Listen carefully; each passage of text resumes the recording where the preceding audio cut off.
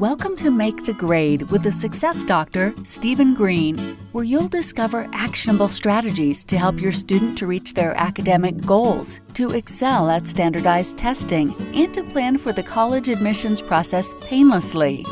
And now, here's your host, Dr. Stephen Green. All right. Hello, everybody. Good evening. Buenos Sarah. I'm speaking foreign language, and you know why? Because we have an incredible guest on tonight. We have Katrien Van Riet, and I hope I'm saying it right.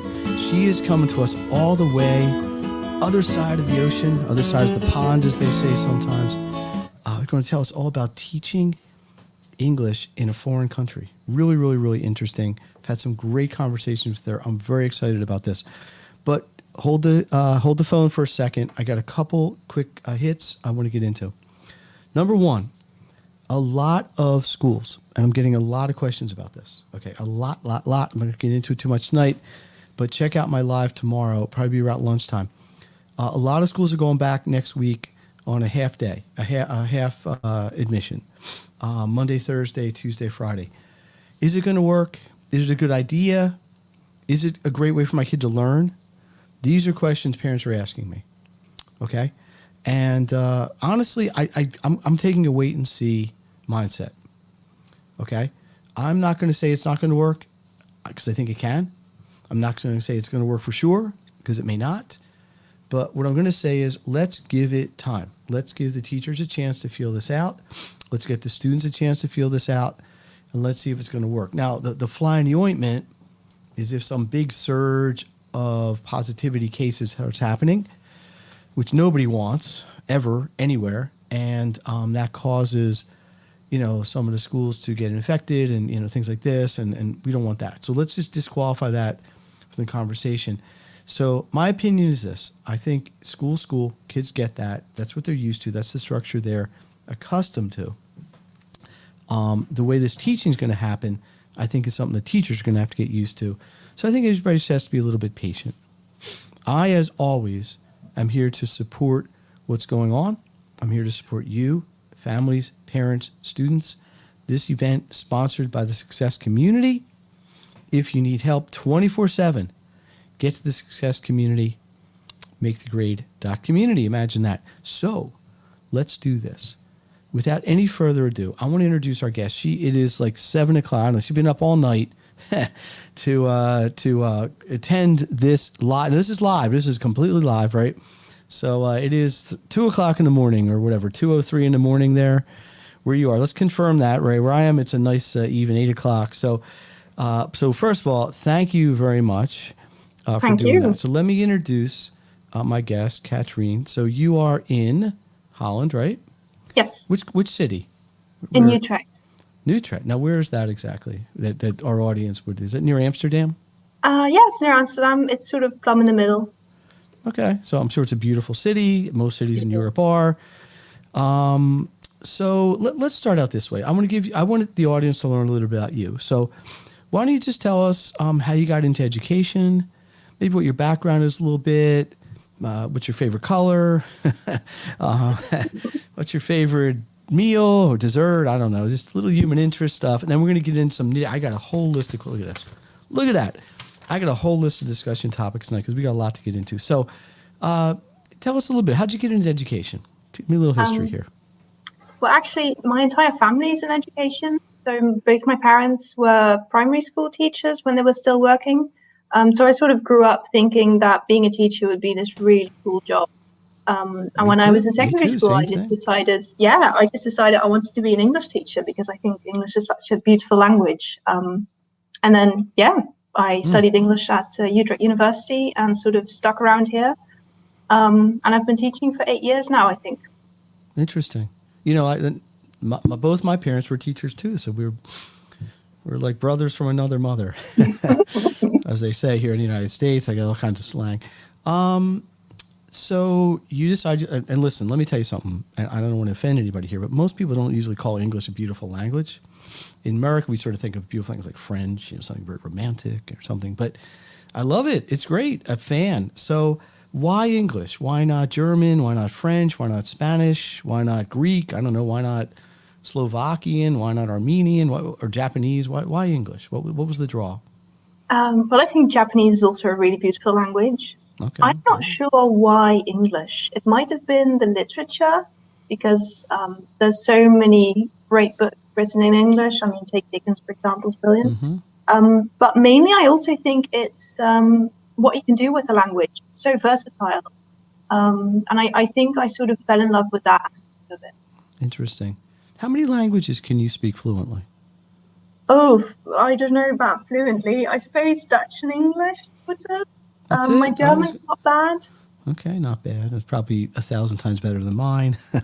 Well, we have Sprechen Sie to learn a lot Deutsch? of languages in the Netherlands because it's Yes, such a tiny country. We have to learn all of them.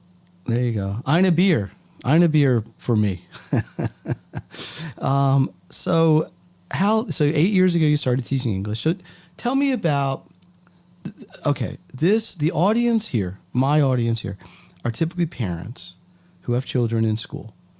And what we push here is ways they can help their children progress more with their education, actions they could take. So how does your school work? What's your format? Is it one-on-one? Is it a classroom? Is it live? Are you doing it through video? What's the circumstance there at this point? Well, at this point, almost everything's online because in the Netherlands as well, we're dealing with COVID. So most of our classes are actually taught online through either Microsoft Teams or sometimes Zoom. We used to work a lot face-to-face, obviously, and then we mostly teach groups. And our main target audience are students in higher education. So usually they're not university students, but yeah, I'm not. The Dutch educational system is a bit different. What would their age be? How old? 18 to 24. So here we would call them a college student or a university level. Okay. Is that because the demand for people to learn English is high? Yes, because Netherlands is making or has made this switch from higher education being taught in Dutch to actually higher education, everything being taught in English. Really? So there's a very high demand. Who decided that? The government or the schools? Or it wasn't a vote? Was it a vote? No, it wasn't a vote, although we're quite big on them. I think officially it's the government who decided, but I think unofficially it might have been the universities who saw this big opportunity there, because if you teach everything in English, then you get this huge influx from foreign students. So I think that's mainly the reason. Wow. Let me ask you this, because I don't like to generalize, but I think this is true. The average American probably speaks English, and maybe because they had it in high school or something, is a little dabbles in another language. Whereas I think the typical European or Asian or whatever, fluent, typically 2-3 languages they just learn throughout their whole life. So it just hasn't been a focus of our educational system. But what would you say if somebody wants to learn another language? What advice would you give them? What tips would you give? Like, what's your secret? What's your secret sauce here to teaching English? But let's apply that sort of in reverse. Somebody who knows English and is trying to learn another language. So sometimes I teach Dutch, and then it also depends, like, are you just picking up the language, or are you like a full beginner? Do you already know something, or are you going from a an intermediate level to an advanced level? But I think what generally works well is immersion, and you can really just taking the language and making sure that language is all around you. So easy stuff that you can do at home, for example, if you're trying to learn French, is set Facebook to French or Instagram to French, and then or your phone or Windows or whatever you're using, Mac. And for a while that will be really disorienting because everything will be in that language. But I mean, you're familiar with how that tool works anyway, so it's okay, and you can sort of I can use it. So making sure that language is all around you is actually a really good method of sort of picking up the language without you actually noticing it. And something else that you can do, for example, when you're learning new vocabulary, We all remember learning vocabulary at school if we've taken a second language, and you have to learn all these lists of words, and it's pretty boring. Right.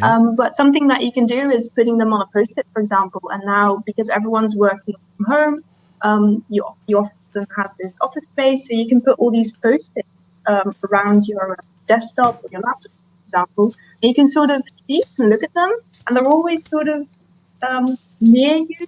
So I like to think it's osmosis. And you just sort of, Well, you're like a sponge. If you think about it, how does anybody learn any language, right? I think, I don't know, 97, 99% of the time from their parents, right? And the parents don't use a book. It's not like they're sitting there with a book saying, "Hey, little Steve," And it's a natural absorption, right? You hear it, and then you just repeat it, and eventually you figure out what the words mean. And typically by the time somebody's 4 or 5, they're basically able to speak. They can understand, they can comprehend, they make sentences. I know they say, if you can learn a language by the time you're 12 or 10, your brain is just so ready for it. It's much harder when you're older. But what your students, what is their main motivation for learning? Is it oh, here we go. Let's welcome my friend Ron Shapiro here. He's got a. Are you familiar with this? The Zazen Shans. I don't know what that is, but Yep. Ron is a very cultured guy. Ron Shapiro is one of my sponsors in my event here, and he's a good guy. He's got a great program. But thank you, Ron. But with your students, with your caseload, what is their typical motivation? Is it to get a job? Is it so they can come study in your country? Is it both? Is it, I don't know, they want to marry a person who speaks English? Maybe, I don't know. But what would you say are their motivations? Well, usually they're in school, so not really married. Not yet. I mean, sometimes, you never know. It's okay. Stay single. Stay single, guys. Go ahead.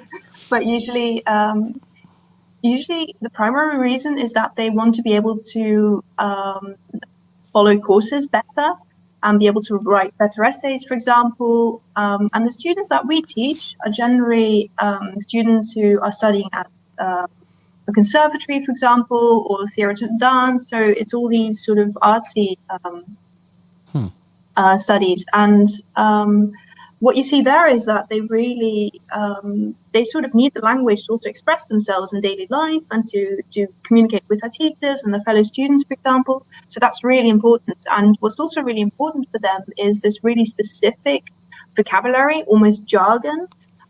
So we try and be ultra specialized and figure out what exactly these students need. So for example, conservatory students really focus on musical English, and then try and create lesson material around that. So when you say conservatory, I think you're taking like a person who maybe from Russia or something who's a violin player. You're talking about music conservatory, right? Yes. Question. Is there any, do you find who, depending on the native language someone speaks, like, let me ask it a different way. If someone's native language, let's say French, is it easier for them to learn English than somebody whose native language is a completely different, like Greek or, something that's a completely Japanese or Chinese, that's just a very different didactic, I don't know what word I'm trying to think of. The whole like sounds and stuff, are different. Like English and French overlap, obviously. So is that easier? Is that easier for you to teach? Is it easier for the student to learn? It's a complicated question. We're at a very high level here. I think it depends. Okay.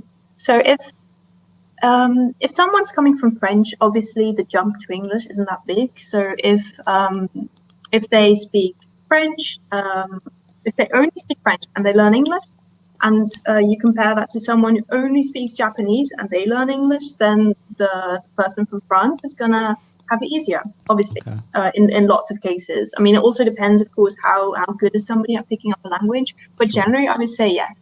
But if you have someone from Japan who's already learned 6 other languages and English is going to be their 7th, then the person from Japan is going to have a definite advantage. So something that we also look at and something that we ask in intake interviews, for example, is how many other languages do you already speak? So how familiar are you with the idea of the concept of picking up another language?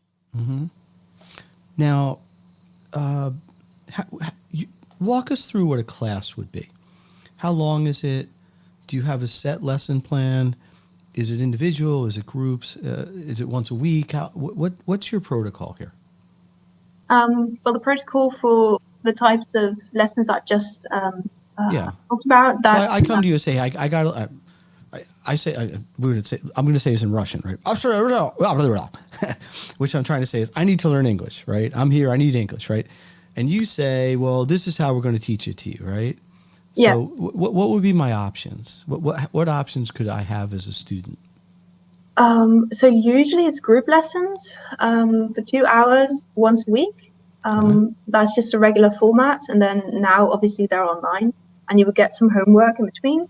And that's basically what we do. But sometimes you get students or just people in general, like business people who really need to pick up the language really quickly. And then we say, 3 times a week, really the heavy heavy intensive course. So it really depends also on how fast you want to go, how much do you want to learn, what's your time frame basically, and how much time do you have for homework.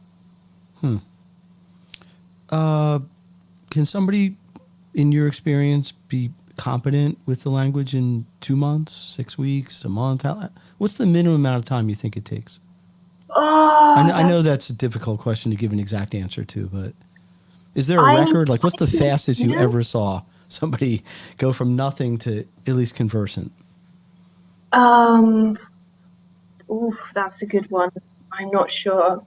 Maybe a month from That's zero pretty quick. to Okay. And there's probably some people like me still struggling. Generally they say like to pick up Dutch. If you're just average person, you will take I think they say there's like a number of hours, etc. But in a year you can basically pick it up. And I think most languages that's the case. Yeah, I would think.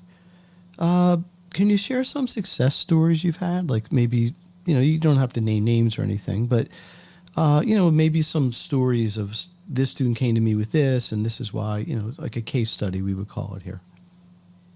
Well, actually, I think the most interesting success story is not one of my students, but one of actually a group of students that my business partner, Tai, taught. They're a family, and I think it's really interesting because it's mum and dad and their son. And they had like group lessons, sort of, but with a little group of 3 because that's the family. Mm-hmm. And the parents are both academics, and they're really interested in philosophy, but also technology, IT, and the son as well. And my business partner created all these lessons around all the things that they really found very interesting. And I think in 6 months' time, they went from 0 to B2 and at B2 level. You can have like interesting conversations, nuanced. You can give your opinion on difficult topics, but they were discussing philosophy and stuff and writing essays. And I thought that was amazing. Do you, this is something I always thought is hard, it's one thing to learn kind of textbook language, right? But then you go somewhere and the natives have a lot of slang. There's a lot of colloquialisms. There's a fancy word. I'm sure you know that because you're very smart. But which is difficult for a person who kind of has a book knowledge, right? So I learn whatever Dutch, and I learned it kind of right by the book, right? This is it. And I'm out on the street walking around, and somebody's using a bunch of slang, and now I'm like right back where I started. Is that part of your instruction at all? Yes. Yeah. This is so.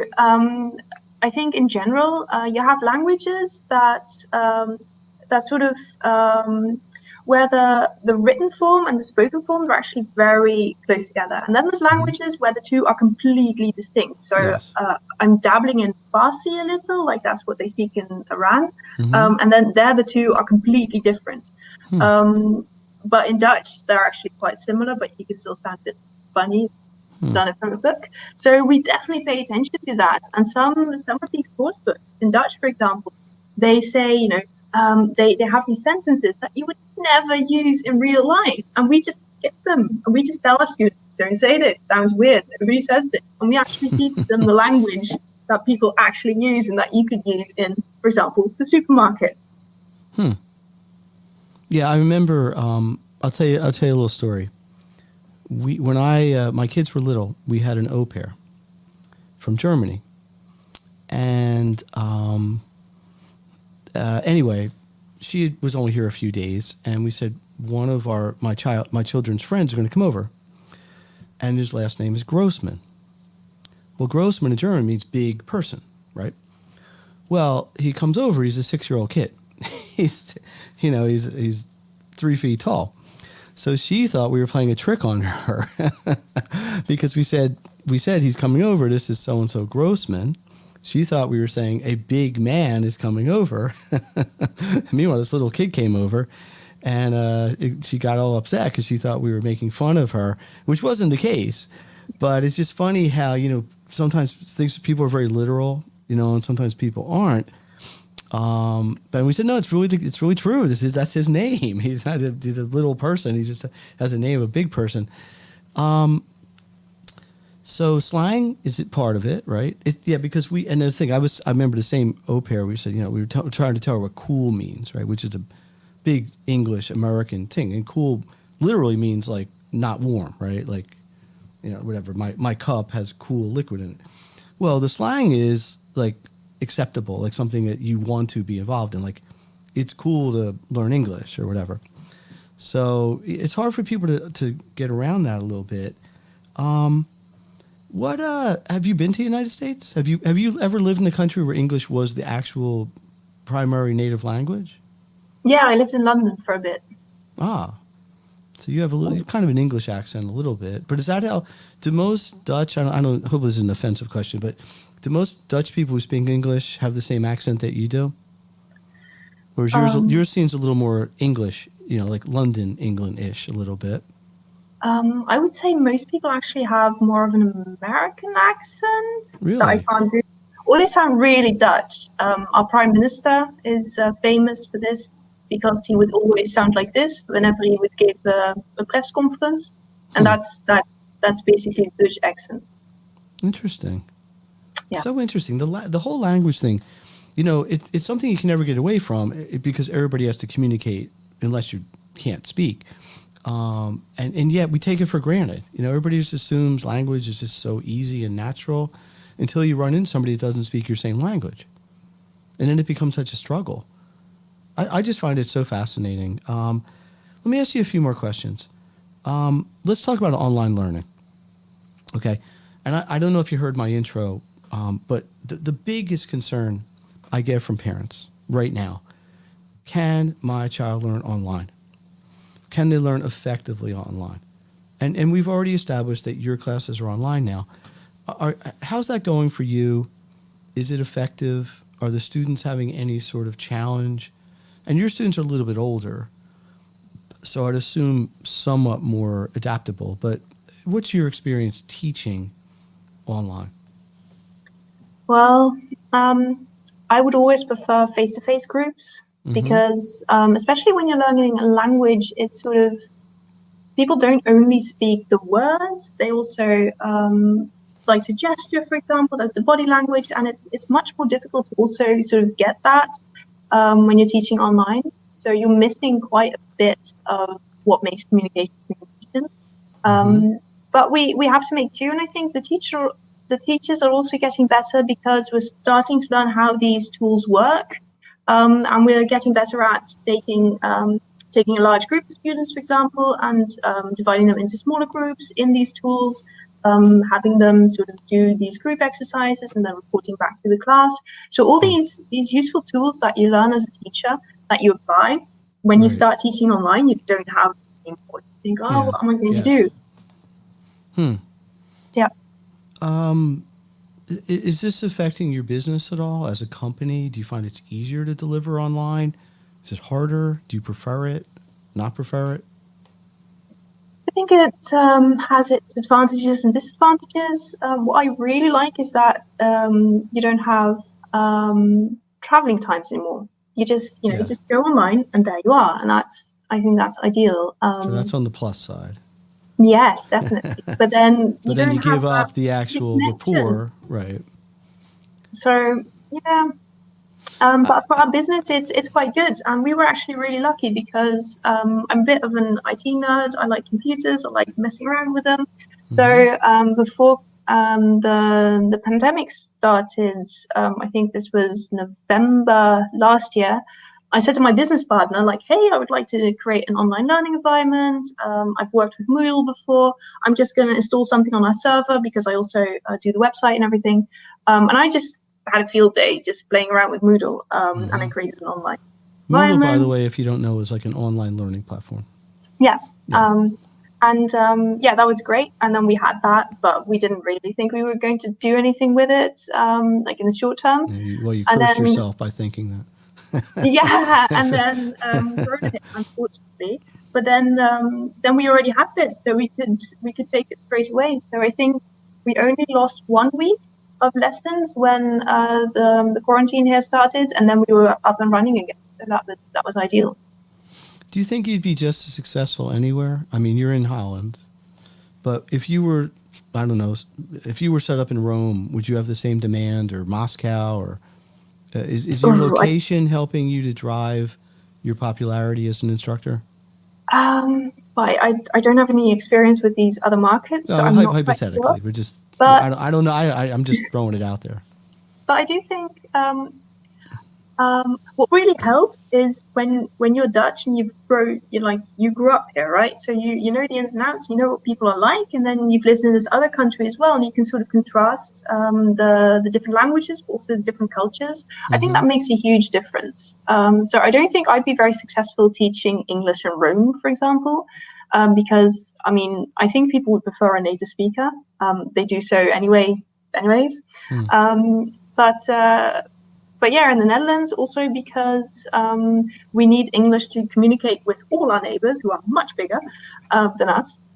So I think there's a huge demand here, yeah. It's a so people are coming there as a destination, right? They want to learn because I guess the schools are very high caliber. What do they do after that? So now let's talk about a graduate, right? So somebody stays with you a year. Now they're English masters. I don't know. Do they go back to their native countries? Do they stay there? Do they travel around the world? Do you keep any records of what your alumni are doing? Sometimes we keep in touch, yeah. I think it depends which country they're from. So I think if it's like a neighboring country, they often go back. So for example, Germany, they often go back, or UK, but also people also stay. I think it depends on whether you think that you're going to have better chances of finding a job here in the Netherlands, for example, than where you were living previously. And I also think it depends on the type of student. So if you're going to a music conservatory and you want to join an orchestra, for example, then it's just whichever orchestra accepts you, and then you'll have to move to that country. So, or if you want to be an academic, for example, it's just whichever university will accept you, that's where you go and live. So in your life day to day, you're speaking English most of the time. You're speaking Dutch some of the time. I don't know if there's a third language that you're working in. Does that have any effect on your, I don't know, your kind of personality or anything? Is it just you're so used to it, it doesn't matter? I remember we were on vacation in the Caribbean, in an island where it was Spanish, and the person who was in charge of volleyball game or something. But I'm fascinated by this. So they're like, "Hey guys, we're going to play volleyball," and then he would say the same sentence in Spanish. Then he would say the same sentence in French. Then he would say, "Okay, here's our rules." Then he would say it in Spanish and French, and I can't. It's just something I am unable to do, even on any level at all. So I find it so amazing somebody has that sort of command to have that, just turn it on a dime, just like that. But because you're able to do this, do you find it's hard, or is it just so natural for somebody who's able to do it?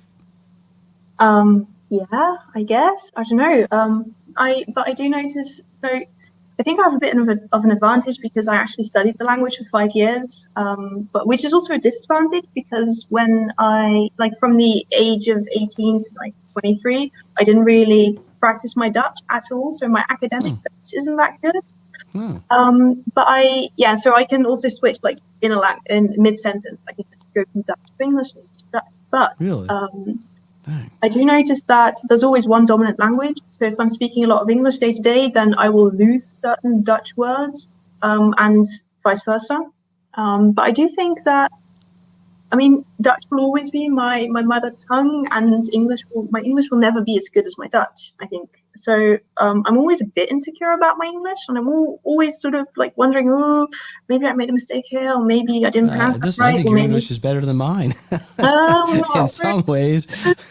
This insecurity, it's more textbook, Plus, it's also so in Dutch, for example, I like Dutch because I can be quite creative with it, and Dutch has certain mechanics which allow you to make new words really easily.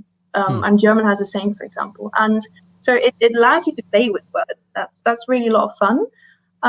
But I don't want to do that in English because if I make word jokes in English, people often think that I'm making a mistake. So I've sort of let go of that. Like Uberhausen or something. You can just put like little words together and make a giant word in German. Yeah, we don't really do that in English very well. Hey, this is Steve Green, my guest, Katrien Van Riet, all the way from Holland, 2:30 in the morning there, blessing us with her brilliance, her command of these languages, and her skills. This is Education Live Thursday. We're here every week. We are here to help parents, help students, to help their children, to maximize their education, give you actions. A little bit different this week because this is a little more of a theoretical thing. But I am finding this so interesting. I'm really enjoying this. 2 or 3 more questions for you, then we're going to let you go back to sleep. Number one, where do you think, and I ask everybody this because I don't know the answer to this. What do you think we've learned from this last 6-8 months of being shut in and having to transition to virtual, maybe 100%? What do you think is going to stick? What do you think we're still going to be doing even when we return to quote unquote normal? And what do you think the second people can meet face to face is never going to come back again? You have any opinion about that? I can tell you my world if it helps you. Mm-hmm. For years, I've been doing online tutoring and I've been doing online education for 8-9 years now, to the point where the technology wasn't that great. Right now, look, I don't know, how many miles is it to Holland? Do you do kilometers or miles? Kilometers, probably. Kilometers. Okay, so it's, I don't know, we're 5,000 kilometers apart. I don't know. We got a beautiful connection. The sound's great. Video's great. Everybody's looking good. I was teaching online when you would say, "Hi, Katrien," and then we go, and then 4 seconds later, you would hear me. And then 10 seconds later, I'd hear your answer. The video was not great. You couldn't do whiteboards. You couldn't do anything like that. So it took me some time, and I almost had to sell the idea of being able to instruct online to a parent that it was worth the time than the cost to instruct their children that way. Well, the one good thing that's come out of this is that the buy-in on that and people's ability to say, yeah, this can be effective, especially one-on-one or in a group of 2 or 3, which I do all day. And I just don't have to have the conversation anymore. Hey, we're going to meet on Zoom. We're going to meet on whatever platform we're going to use. Don't worry, it's going to be awesome. Oh, no, we know now it's great. For 6-7 years, it was half the argument. Hey, don't worry, it's going to be fine. You can test it out. So is there something like that you found in your situation that maybe you hadn't been doing before because people were resistant or they just didn't want to know, that you might be able to use moving forward? Is there something that you think is going to change that way in a sort of long-term way? Yeah, I definitely agree. I think I think online teaching is here to stay, I guess, because the tools have just improved so much. Yes, and the bandwidth, during the last the internet months. too. Yeah, I also got a better internet connection, so I would be able to teach properly without pop.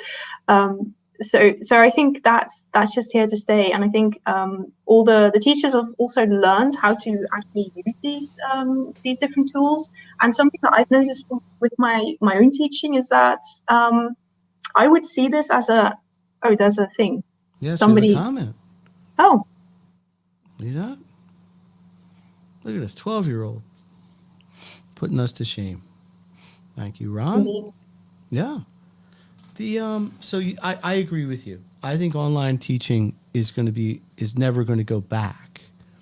I think the acceptance of it, the technology, the ability to support it is very strong now. By the way, all of you out there listening, if you want to make a comment, ask a question, say something nice to us, that would be accepting. I think my last question, I probably could have 30 or 40 more. Share with us something, is there something unique about your country that, maybe Americans aren't aware of? This is really stereotypical, but we think Holland, we think tulips. We think Hans Christian Andersen. Was he? No, he was Danish, I think. Yeah, Never mind. not Dutch. Was he Dutch?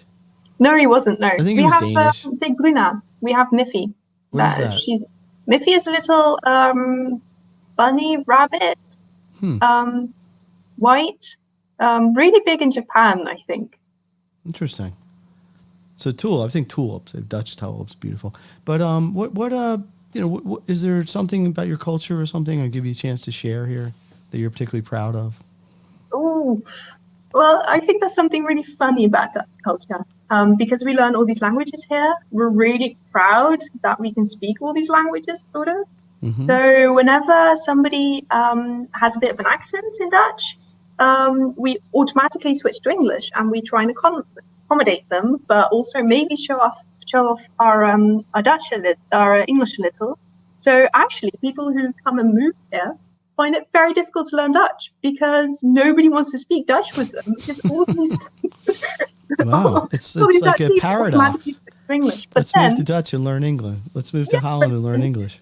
In social settings or in businesses, they have to speak English during the day, right? And then during drinks, they all go back to Dutch. And this one person who doesn't speak Dutch, who hasn't been able to learn Dutch, keeps switching to English, that person is left out from the conversation of all these Dutch people switching back to Dutch. So everybody's sitting around having a glass of wine or whatever, or Heineken, right? A Heineken, I'm probably very big in Holland, right? And you got the one guy over here who wants to speak Dutch, and everybody else like, yeah, we don't want to deal with you. Incredible. Anything else you want to share? Any other just ideas we haven't touched on or anything that you think are important for people to know about? Oh, I don't know. I think we've been quite thorough. I hope so. Yeah, we got Ron. Ron is the comment king tonight. Thank you so much, Ron. He is. Ron is. Well, thank you for listening. Thank you for having me, Stephen. I want to thank you, first of all, for getting up in the middle of the night or staying up till the middle of the night and coming on here. I also want to thank you for the good work that you're doing because I think one of the keys to being a good educator is to be passionate about what you do. If you don't love teaching, don't go into teaching, right? Because it's hard work. It can be frustrating. It can be also super, super rewarding, but you got to really love what you're doing. So anytime I meet an educator who's really all in with it and is just helping so many people, it doesn't matter what subject it is, it doesn't matter what grade you are, what age it is, just the fact that we're bringing information to people and giving people value that way, I applaud. And I wanted to give you a platform to talk about that. Additionally, I think the whole language discussion is so interesting because it's challenging. If it was so easy to learn, everybody learn it in 5 minutes, that'd be the end of it, right? It's a lifelong, not lifelong, but it's a long-term pursuit. And but then again, I think one of the things you said, and we really haven't talked about that much, is the value once you learn it. So people invest in the process. They learn it from somebody like yourself, and now they have a skill they can use the rest of their lives in all kinds of different settings, whether it's professional or social or academic or what have you, and they're just better off. So, I think you're doing a fabulous service. If somebody was interested, probably our audience primarily English, but let's not take anything for granted. How would they get a hold of you? Do you have an email address or a website you want to share? Oh, yeah, it's de-taalkamer.nl, but I can put it in the... because it's in Dutch. Put it in the chat here, and I'll put it along the stream here. Type it in the chat, and I will... So your website is only in Dutch right now, you told me. At the moment, yeah, that's my bad. Oh, it's okay. I'm going to learn Dutch in the next 5 hours, so I'll be able to read it by tomorrow morning. Yeah, it's very similar to German. There you go. So, okay. Yeah, last thing, before we wrap up, anything just big coming up? Are you doing any sort of workshops or classes or just something that you'd want people to be aware of? Maybe they could tap into? Ooh, it's all in the Netherlands and they're all courses now. But we're working on this new online learning environment, which I think is going to be really cool. But it's for one of the schools, so it's not going to be public. Hopefully we'll have a public. Interesting. 1 second here. 1 second. I just want to look up something. I got so many things going on here. One thing I need to, you say you are pursuing a second degree in industrial design from the Eindhoven University of Technology. Yep. Is that like an engineering kind of degree? Yep. Dang. Good for you. Yeah, it's the nerd side. So would that make you like an architect? No, not really an architect. Engineer. Like Once engineer? I'm done, yeah. Hmm. Yeah, Well- I think it's important to combine technology and education in that way because everything's going online. And I also think design thinking has some really interesting aspects that you can take and apply to curriculum development. So that's really what I want to get into. Yeah, well, that's a big thing for me because that was my big, personally anyway, what I really learned as a graduate student coming through my doctoral degree was institutional management, curriculum design, and things like that. And we talked about that when we first met because that's an ever-changing thing, right? What's popular now is not popular tomorrow, and so on and so on. But in the end, it's all about teaching people the most efficient way we can at their level. That's really what education, I think, needs to be for people. What does that mean in Dutch? I don't mean to telkamer. Oh, it means the. De is the. And then taal is language. Oh. And then kamer is room, but it's closer to chamber. So chamber in English and kamer are like sort of. So it basically says like the language room. Yeah, that's us. Oh, well, that makes tons of sense. All right. So look, this is Education Live Thursday. A little bit different this week, but a great conversation. Thank you so much, Katrien. I really appreciate it. I'm hoping that our listeners out there. Let's there you go, the international language here. Let's hear that. Let's hear a big hand here. I appreciate you coming on. I'm sure everybody else does as well. And I hope maybe we'll get you back on in a little while when things settle down, and we can talk about some of the ideas you have and how you're helping people, and we'll go from there. So let me wrap this up. Steve Green, Education Live Thursday. We're here every week. I got to be honest, I got so wrapped up in this conversation, I forgot to even mention who's going to be here next week. It is my friend. Is it Jerry Gross or Ken Myers? I think it's Jerry Gross, financial guy. If you are concerned about getting your kid through college, it's too expensive, you want to save some money, this is what you want to listen to. This guy's all about teaching people how to save money on college, how to save the right way, how to do things like that. Following week, another one of my buddies, great guy, Ken Myers, Apex Leadership Skills. Generating next generation's leaders today in the schools, integrating that into schools, and helping your schools raise money at the same time. The following week is Thanksgiving. It's an American holiday. So, you probably don't celebrate that in Holland, but that's okay. So we're going to take that week off. I'm giving myself a week off after about 32 weeks straight of this. I'm going to try to rest one night. Hopefully everybody will allow that. Last thing here, you want to say in Dutch or something like, I had a fabulous time. Thank you, Steve. Or does that translate? Can you say that in Dutch? Dankjewel, Steven. Ik vond het super fijn om hier aanwezig te zijn. There you go. I cannot top that. We're going to end right there. Danke, Sharon. Thank you. And, thank you for having me. Thank you again. My pleasure. I'd love to have you back again. See you next time. See you. Bye.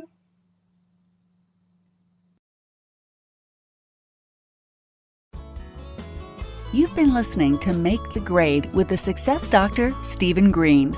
If you enjoyed this episode, be sure to subscribe. For more resources and support, please visit makethegrade.net.